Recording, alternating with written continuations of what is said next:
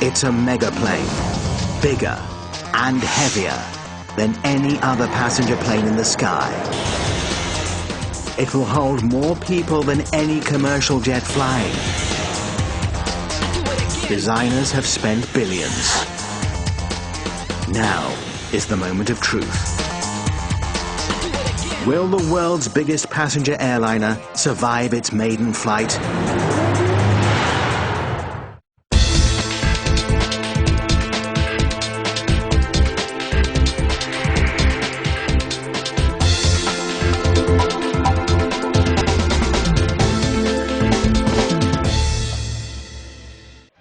An early spring morning, clear skies and a light breeze over southwestern France. Crowding the fields that flank Toulouse International Airport, 40,000 spectators, backpackers, campers and journalists from around the world. All vying for the perfect spot to watch the maiden flight of the Airbus A380, the largest passenger plane ever built. It's 73 meters long, 7 stories tall at the tail, almost 80 meters from wingtip to wingtip, heavier, longer and taller than a 747, with 2 full levels of seating, enough to hold over 550 passengers.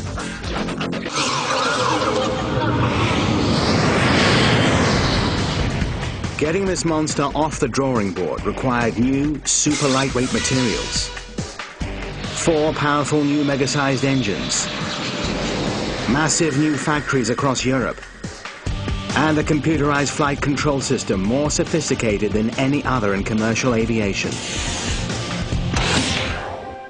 This moment is the biggest gamble that the company has ever taken. A $12 billion investment, the company's entire future, and the lives of future passengers all ride on the success of this historic test flight. Alongside the runway, a hush settles over the crowd as the megaplane comes into view. Gradually, it gathers speed, accelerating to reach its takeoff velocity of 269 kilometers per hour. Then, as it nears the end of the runway, the moment of truth. The massive nose tilts skyward. A sliver of daylight appears beneath the rear wheels, and the Airbus A380 takes to the sky for the very first time.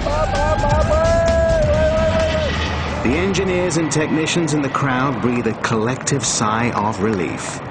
Their baby is flying. The question now is, does anyone want a plane this big? Will the unprecedented size prove a boon or a boondoggle? Is this super jumbo the future of commercial aviation? Or the biggest white elephant since Howard Hughes built the Spruce Goose? It all depends on whether Airbus can convince airlines that travelers will want to trust their fates to this flying cruise ship. No one yet knows the end of this story. But one thing is sure, any failure on this day, even a minor setback at this critical moment, would be a crushing and very public disaster for Airbus, with consequences that would reverberate around the world. The plane disappears from view. For the next 4 hours, while the flight crew puts this massive cruiser through its paces, the gathered crowd has little to do but wait, and perhaps reflect on the journey that brought them to this moment. The historic journey that began almost 40 years ago. 1969 was a year of technology firsts. That year saw the arrival of 2 exotic new airliners. Boeing rolled out the 747, the first double-decker passenger plane, larger and heavier than any other. Powered by 4 Pratt & Whitney JT9D engines, providing a total of 186,000 pounds of thrust, the plane had enough oomph to carry more than 400 passengers and their baggage, more than double the capacity of the 707. The plane wasn't an immediate hit, But eventually, it took off. The Concorde is here. That same year, Aerospatiale and British Aircraft Corporation, the precursor to Airbus, introduced the Concorde. While Boeing was bulking up, the Europeans were getting small, but very fast. The Concorde traded capacity for speed. The plane carried only 128 passengers, but it could cruise at twice the speed of sound, cutting the trip from New York to London from almost 8 hours to just under 3.5. Both the 747 and the Concorde came to be the epitome of luxury in air travel. These two differing visions came to symbolize a fierce rivalry between American and European aerospace giants.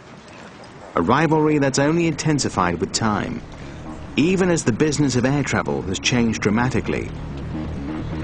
The Concorde, after years of financial difficulties and a devastating crash in Paris, has been grounded.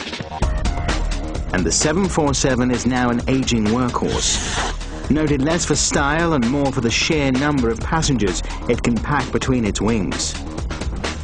What changed to turn air travel from a luxury to the airborne bus ride that it is today? Simple economics. In just a few short decades, the number of people traveling by air has tripled. Now, every day, hundreds of thousands of people pack into 70,000 flights, taking off and landing at more than 4,000 airports around the world. And those numbers are only going to get bigger, much bigger. Industry analysts predict that the number of air travelers could double again by the year 2020. That is, if anyone can figure out how to squeeze them into an already overcrowded system. Both Boeing and Airbus saw the writing on the wall in the 1990s. But the companies each took a very different bead on the problem. Boeing believed that one of the biggest increases in air travel would be point-to-point flights.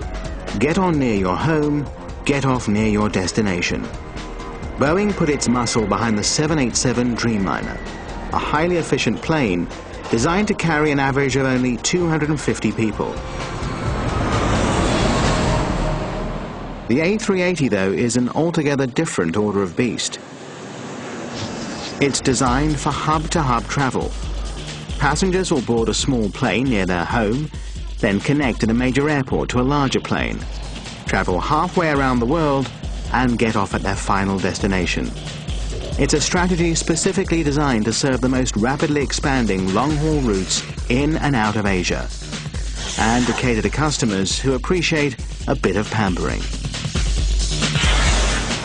The plane's sheer size, with 2 passenger decks, is large enough for both standard seating as well as more luxurious features, like a lounge, a high-end shop, 2 staircases, even a waterfall.